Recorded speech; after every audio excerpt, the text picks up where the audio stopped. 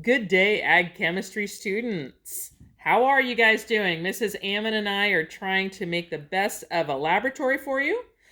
Before we start the lab, I want you to have gone through the molarity, solution, and dilution PowerPoint and have done your note taker and sent that into us. So some of the terms you should have learned that you will use for a molarity lab are things like solution, solute, and aqueous solution.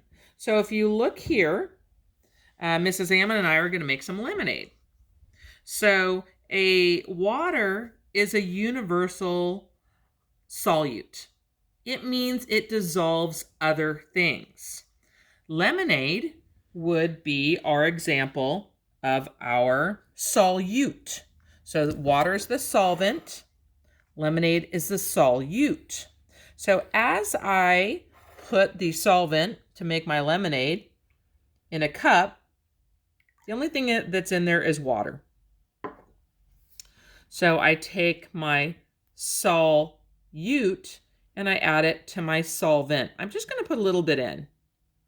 I don't know if you'd like this lemonade or not, because this aqueous solution is relatively dilute. It means the concentration of particles is very low. Now, as I add more of my solute into my lemonade, I'm getting it to a more concentrated solution where it's going to taste really good.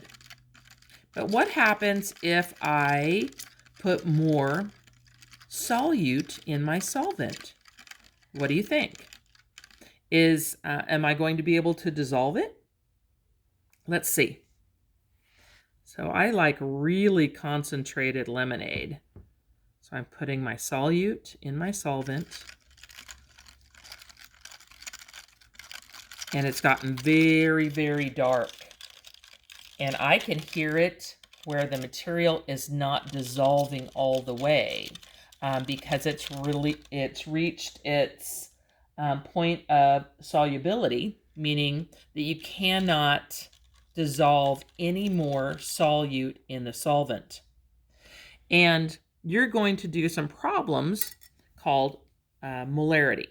So you used moles to figure out amounts of solid materials like grams. You're going to use molarity to figure out how much material or particles, just like a mole, but particles are in an aqueous solution. Mrs. Ammon, do you have anything to add? I think that was fantastic, Mrs. Egan. Thank you. Goodbye.